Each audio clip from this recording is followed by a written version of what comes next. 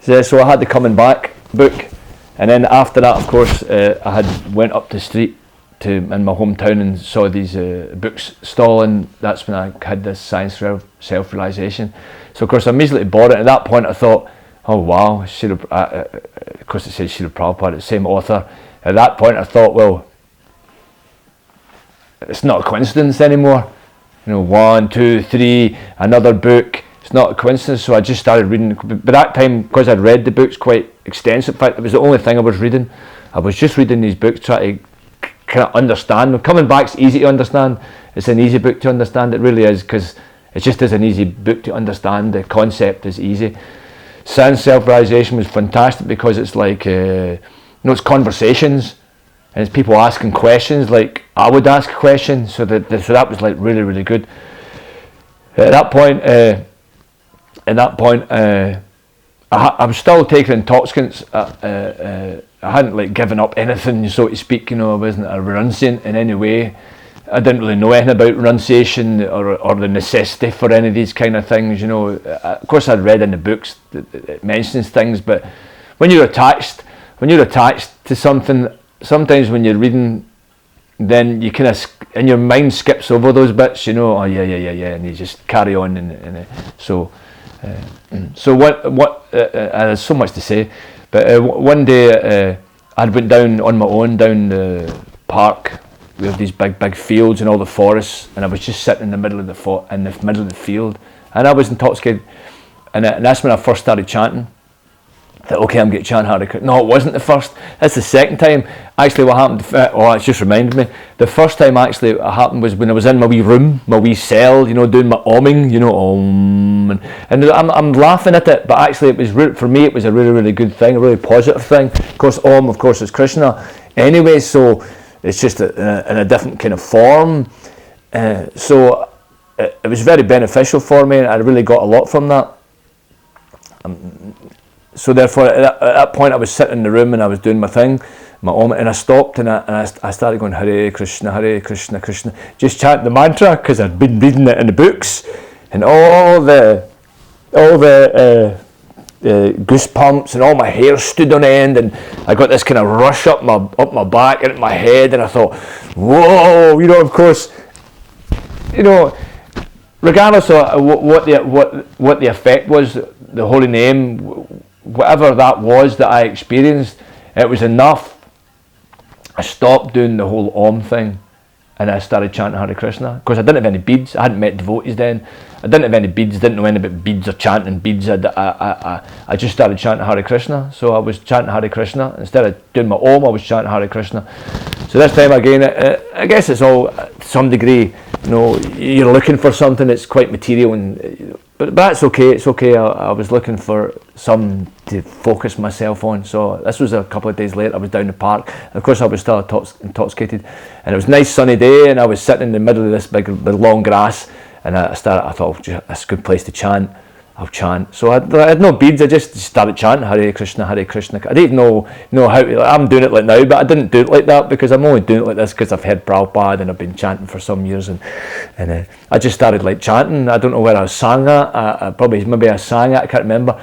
But the wind. No, it's this whole thing. The wind picked up.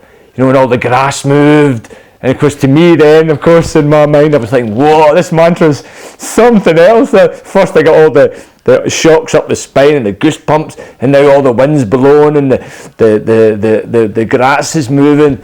So it's quite funny when you think about it, but I was quite, not convinced, but I was quite convinced, I guess, I was thinking, oh, that's something. So that was then. That was a kind of wee incident within a couple of weeks, and I was over at my sister's, who lives in a different town, and I was staying there for a couple of days, just hanging out with her, and her husband came in, and he'd just been stopped by devotees in Glasgow or Edinburgh, wherever he was, and he'd bought a Bhagavad Gita. So maybe he got persuaded to buy the Bhagavad Gita, but he certainly didn't want it. He didn't want it, he had no intentions of reading it. So he came in and says, oh, you read these kind of books, same kind of thing. And I didn't know what the Bhagavad Gita was, did I? I was just given, it was one of the 1981 edition, is it 81 edition? The big one, which is like my favourite book, that's the one I use all the time, the big. I thought, whoa, Bhagavad Gita. I didn't know what the Bhagavad Gita was. I didn't even know how to even pronounce what it said on the front. I just saw the same author, His Divine Grace A.C. back, which I didn't really know how to pronounce either, but it didn't matter. I could see it, and it was the same. And at that point, I thought, well, that's it. I'm finished. I'm finished. And this is something for me. The Bhagavad Gita, I didn't understand. I just didn't. I was reading it and reading it. I didn't understand, but it changed me a lot just by I was reading it all the time. So then, therefore, I had heard that one time previously, like I'd been in Glasgow, up the west end of Glasgow. I'd been walking around, and one of the women had tried to stop me. Now, I'd forgot all about the incident. I forgot all about the kind of interaction, and I kind of I didn't brush her off, but I didn't take much interest in her. I just thought, I just walked by her. But I realised, in my mind, I was thinking, oh, that's a good strategy, sending women out to stop men. That's exactly what I thought. That's the thing that went through my mind. I thought that's a good strategy, sending women to stop men, because in my mind I was attached, and I thought, well, women will stop men easy because men are attached to women. That was my concept, because I was attached, which probably is quite true, but still, that's exactly what went through my mind. But I thought, who's this with the women with the sari and all this kind of head covered and all that, and so, but I've forgotten all about it. But when I got the Bhagavad Gita, I thought, there's something going on here, and at that point I was feeling like a little bit vulnerable and a bit distressed just by my situation. I wasn't working, I didn't really have much money, whatever money my mum gave me or something. I got money from the government, and I really I was just like static, and I just wasn't getting it. I was quite distressed. I didn't know what to do. So I thought, I'm going to go into Glasgow, and I'm going to go to the West End, and I'm going to see if these people, this is where they hang out, Of course, I'd never looked in the books to see whether there was a temple or anything. That even hadn't come into my mind at all. Any of these kind of things. And I went into the West End of Glasgow, and I was just walking around. It was a Tuesday. I went to see my friend in Glasgow, where I'd stayed in Glasgow for some time, and I'm just walking up the West End, and I thought, okay, there's nobody here, so I'll just go home, I'll go up to see my friend again or whatever. And I stopped. That's the first time I prayed. If it was like a prayer, I said, okay, Krishna, if you're God or whatever, and this is my karma, whatever it is, then where are these people? So therefore, it was really bizarre. It was on the corner of the West End. I don't know what the streets are, I can't remember them. I had just come round there, and I'd stopped, and I had said this thing, this kind of prayer, kind of like questioning if Krishna was real and karma. And I turned round and walked back round the corner, and Yugal Kishore was standing there. And I thought, where did he come from? So, because in my mind, of course, who believed in all this, anything really, anything was like imaginable was real, for me. Like, even if it was like fantasy, for me it was like, wow, it was just like, well, this was meant to be. I didn't see it like maybe he was in the toilet and he came. No, for me it was like he wasn't there like 30 seconds ago, and now he's here. So Krishna sent him, and that was it. So I went over to speak to him, really funny, and he gave me a leaflet for the Nam Hut, which was on that night. So I thought, oh wow. So of course I went to my friend's house, and I said to her, look, I've met these people, Hare Krishna, so I'm going to go to this. She said, you get to go? I said, yeah, I'm going to go. So I went, because the Nam Hut was just close to where I was, and I went to the Nam Hut, the first Saṅga, because I didn't know what was going on. It was all completely foreign. Grai Garanga was there, Charudeshna, Gudrun Bihari, and Yugala Kishore. They were the four devotees that were there. Woodside Halls, where Srila Prabhupada had been actually, and he gave a talk there. I always remember all these little bits. Srila Prabhupada had been to Woodside Halls, he'd given a festival, he'd been there. Daru Brahman's mum was there, and Daru Brahman was in the womb. I always remember that as well. He was in the womb when his mum was at the festival. Daru Brahman, of course, was a friend and devotee friend who lived in the temple with us. And so that was it. I went to the Nam Hut. I heard the class, and of course, at that time I was doing like martial arts, and I became a little bit like frightened by the kind of class, in the sense that you had to give things up. I know. Who gave the class that night? I don't remember. I think it was Gadai Garanga that gave the class. But Gadai Garanga was speaking to me at the end of the night when we were having prasadam.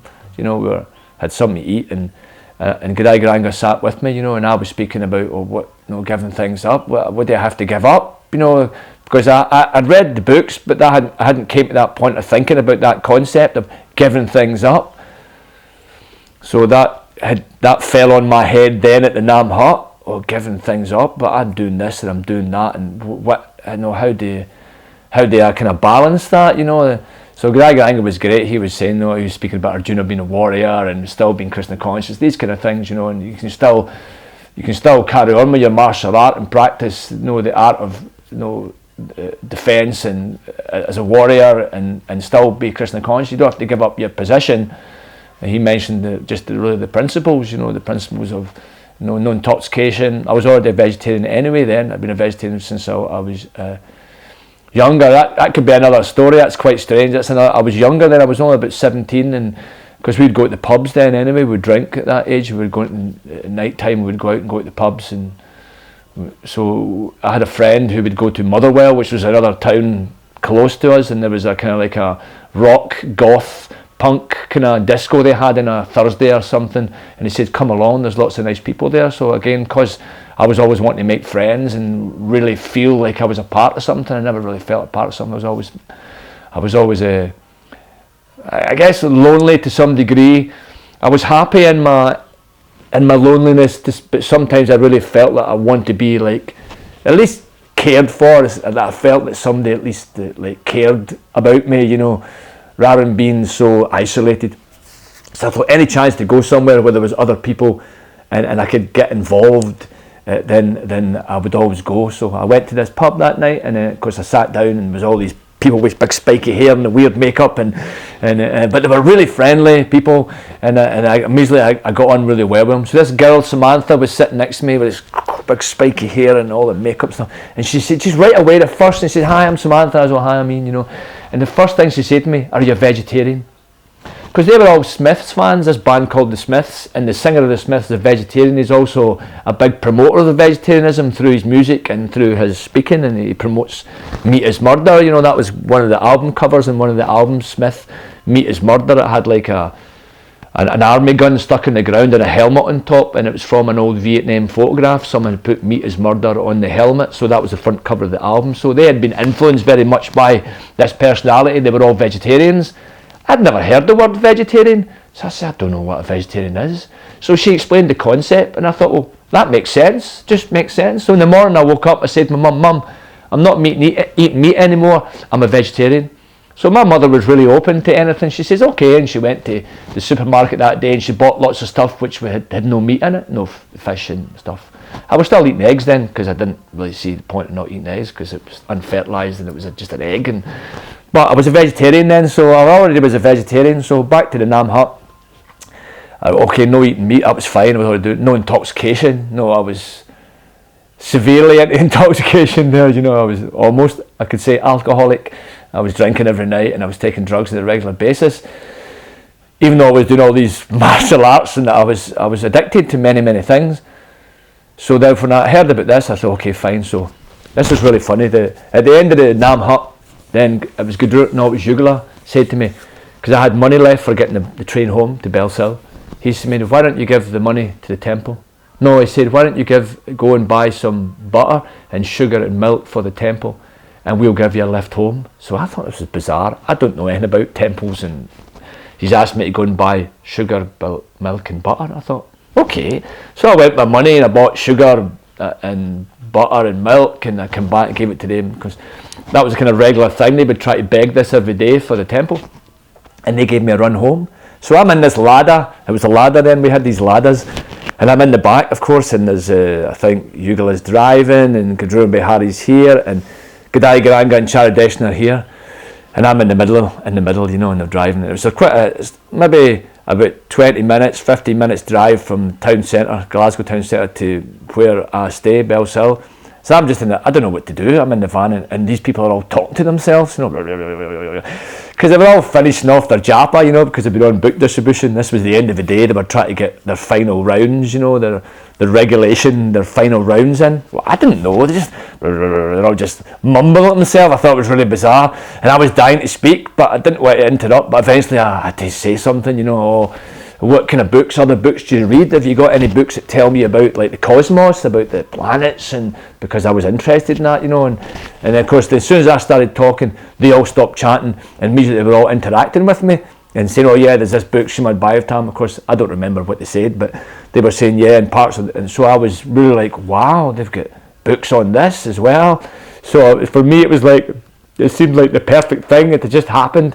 So they drove me almost to my door. And when they stopped, they said, oh, before you go, can you just do one thing? I said, yeah, okay. Go in the boot, the car, there's a bucket and paste, wallpaper paste, and there's some posters. See that electric box over there? You want to put one of the posters up? And I went, yeah, you know, I'll do that, no problem. It's a very bizarre request. Jumps out, opens the car, and there's this big pile of call out Garanga Be Happy, big ones like this size, you know, and the bucket and the paste. Okay, so I went over, and they're all laughing. They're in the van, they're laughing. They didn't realise that I don't know what I'm doing. I don't know that I'm actually doing like service, so to speak. You know, I'm making some spiritual progress just by doing this simple thing of vandalising an electric box, which in that time that's what we were doing, weren't you? So I'm like, yeah, definitely, I'm into that. I put it up, and they said, okay, Hare Krishna, see you next week. And then in the, that's another thing that happened. I probably jumped and I forgot what I was talking about, but that might happen quite a lot in the course of this kind of like interview or whatever, discussion. That in the morning, a few mornings later, when I woke up in the morning, I came out my front door, and there was a Garanga poster on the electric box across from my house, and I thought, these devotees have been at my house, like somewhere in the past few days, only a few days, they've drove by here and deliberately put that there so I'll see it. That's what I was thinking. Maybe they didn't, but I was thinking, wow, it's far out. So, of course, I'd heard about the chanting. They chanted their beads, you know. That's not the poster that you put up. No, somebody had came and put a poster up on the electric box across, because they knew where I stayed. Right across from my house, there was not right across, but down the road a little bit. It was a new scheme with this big box, and they'd put this Garanga poster, a pink one, you know, like, and so yeah, that was one thing that happened, and I was thinking, wow, these guys are really like serious. I had that feeling that they were always into kind of drawing you in, you know. But I mean, that's just the nature of people who want you a part of the group. They'll try and draw you in, won't they? You know, they'll try and encourage you, influence you to take up the same practice they're taking up because they're feeling the benefits from it. You know, they're practicing it and they want me. I was already enthused. I was already sold out. At the first Nam Hut, I'd already asked, how do I join the temple? Because I thought, for me, I thought this is my way out. This is like my way out, my quandary that I'm in, the problem I'm in, just my life, the staleness of my life, you know, that I was in. This was like the dynamic I was looking for. This was like, these guys are, whatever they're doing, it must be better than what I'm doing. So that week, of course, I said to them, do you have other Nam Huts? They say we have a Nam Hut in Edinburgh on a Wednesday. So that was me. Every Tuesday and Wednesday, Edinburgh's a far distance from where I am, you know, it's quite a distance. I would get a train in, and I started taking a little book and I started taking notes because I couldn't take the concepts into my head. It was just too much information. So I would come to Nam Huts. I started doing notes. So at the end of the class, I would read the notes and think, what about this? You said this in the class. So I'd get it defined, you know, and I'd, oh yeah, and I'd write it. So I had all these books and notes. And then Gadrun Bihari had said to me, they're having this Garanga festival, and it was Birmingham. So I thought, Birmingham? I thought, for me, it could have been Venezuela. I'd have been there, you know. Birmingham, easy. At that time I was hitching. I used to travel quite a lot to festivals and people's houses in England, and I would just go to the transport cafes and I would just hitch a lift in trucks and cars because it was okay to do that then, you know, that was my thing, you know. So for me to find out there was a festival in Birmingham, I thought, I'm going. Just give me the address and I'll be there, even if I have to go the night before and sleep in a bunch of trees in the night. I don't care, you know, I'm going. And so Gadrun Bihari says, okay, great. So so therefore, I'll just it doesn't matter. I'll let the things. It's okay to let it do that.